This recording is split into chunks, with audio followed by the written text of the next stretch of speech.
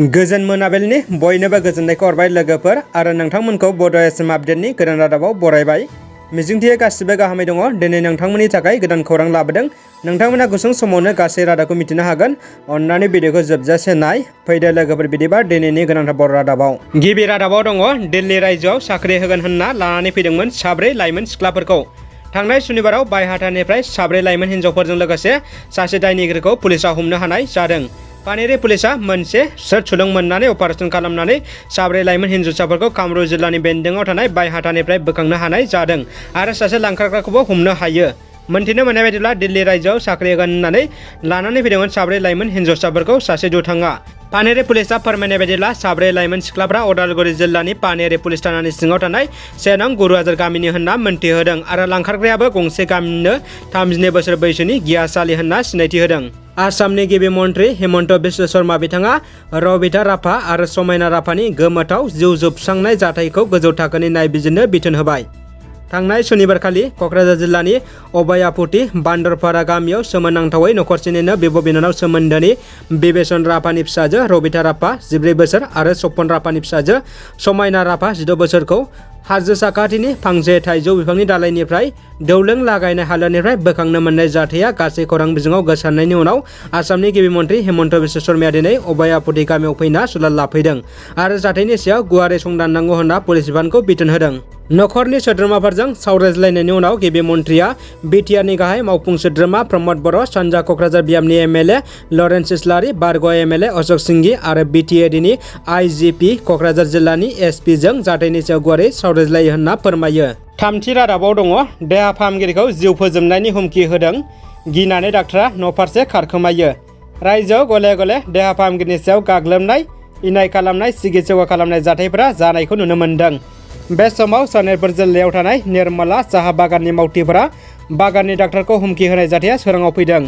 थांनाय साननैसो सिगाङाव निर्मला साहा बागाननि देहा फाहामसालिनिफ्राय कर'ना टेस्ट खालामनाय हाबाफारियाव गोबां बागाननि मावथिफोरनि देहायाव कर'ना मोननाय जादोंमोन।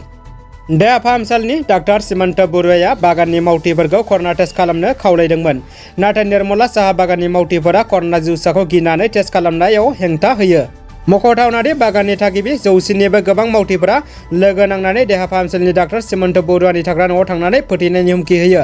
डाक्टारा गिनानै गावनि आंगो गामि गहपुराव खारखोमालांनाय जायो होनना मिथिनो मोनो। लोगोसे अनजालि बिजियाबो बागाननिफ्राय गहपुरनि न'आव थाफैबाय। बेराफारसेथिं बे समाव बागाननि बिगोमा आरो जिल्ला बेंगिरिया बे जाथायनि सायाव जेबो राहा लानाय जाथ'वाखै आरो नायबिजिरनायबो जाथ'वाखै होनना मिथिनो मोन्दों। दानिया फैबावदों गुबुन मोनसे खौराङाव। गसाइगाव विधानसभा बियाबनि रुंसारि जालांनाय माजेन्द्र नार्जारिनि नखराव दिनै आसामनि गिबि मन्त्रि डक्टर हिमन्त बिश्व शर्माया खौरां लाफैदों। आसामनि गिबि मन्त्रि हिमन्त बिश्व शर्माया गोबाव समनिफ्रायनो 28 नं गसाइगाव विधानसभा बियाबनिफ्राय बिपिएफ दोलोनि जानानै एमएलए जाबोबाय थानो हानाय बिथां रुंसारि माजेन्द्र नार्जारिनि बिथांनि नखराव फैनानै खौरां लाफैदों। गिबि मन्त्रि बिथांजों लोगोसे बिटिसिनि गाहाय मावफुं सोद्रोमा बिथां प्रमद बर', सानजा क'क्राझार बियाबनि एमएलए लरेन्स इस्लारि, सोनाब क'क्राझार बियाबनि एमएलए रबिराम नार्जारि आरो एमसिएलए सजल कुमार सिंह बिथांमोनजों लोगोसे माखासे गसाइगाव ओनसोलनि सानसुमैफोरा खौरां लाफैदों। गिबि मन्थ्रिया दिनै बिथां माजेन्द्र नार्जारिखौ जोबथा बिदाय मांखरसालियाव थांनानै बिथांखौ बिबार होनानै मान बावदों आरो नखरनि सोद्रोमाफोरजों गुवारै सावरायलायो। सावरायलायनायनि गेजेरजोंनो फैगौ समफोराव बिथां रुंसारि माजेन्द्र नार्जारिनि नखरनि सोद्रोमाफोरा नखरारि रांखान्थिनि आंखालाव गोग्लैनो गोनां जायोबा आसाम सरकारनिफ्राय मदद होनाय जागोन होनना बिथां गिबि मन्थ्रिया खोथा होयो। बाथि रादाबाव दङ आसाम सरकारा फरेस्ट गार्डफोरनि 1200 रांखौ 2000 राङै दानफ्रोमबोनि रेशननि रांखौ बांहोदों। गिबि मन्त्रि डक्टर हिमन्त बिश्व शर्मा बिथाङा रबिबाराव अदेबानि दिनै बे बाथ्राखौ टुइटारनि गेजेरजोंबो फोरमायना होदों। गिबि मन्त्रि डक्टर हिमन्त बिश्व शर्मा बिथाङा काजिरङा नेशनेल पार्कआव दैबानानि थासारिखौ लानानै मोनसे मेलावनो बे बिथांखिखौ लानाय जादोंमोन। मख'थावनादि दैज्लां बोथोरनि समाव दैबानाजों गोबां जिब जुनारफोरा आदारनि आंखाल जानाय, थानो जायगा गैयै जानाय बायदि जेंनाजों मोगा मोगि जायो। जाउनाव फरेस्ट गार्डफोरा रैखाथि होनायाव दैबानानि गेजेरजोंब्लाबो रैखाथि होनो गोनां जायो। बेनिखायनो बे थांखिखौ लानाय जायो गिबि मन्त्रि बिथाङा। दानिया फैदो जोबथा खौराङाव। दिपेन बर'नि दैदेननाय एबसुनि मोनसे थान्दै हान्जाया दुखुथिया नखराव खौरां लाहैदों।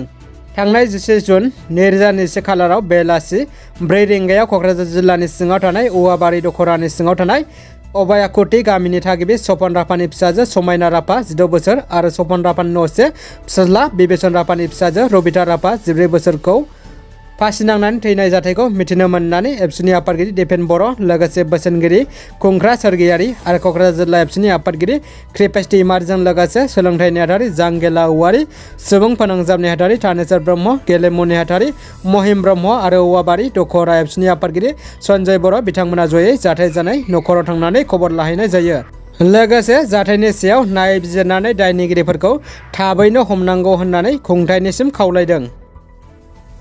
रादाबा एसेनोसै लोगोफोर, अन्नानै भिडिअखौ लाइक कमेन्ट खालाम आरो लोगोफोरनो शेयार खालाम। चेनेलाव गोदानब्ला अन्नानै साबस्क्राइब खालामनो गुरै खावलायबाय। उननि समाव जाहाथे नोंथांमोना गोदान रादाबखौ नायनो हानाय बायदि गोजोन्थों।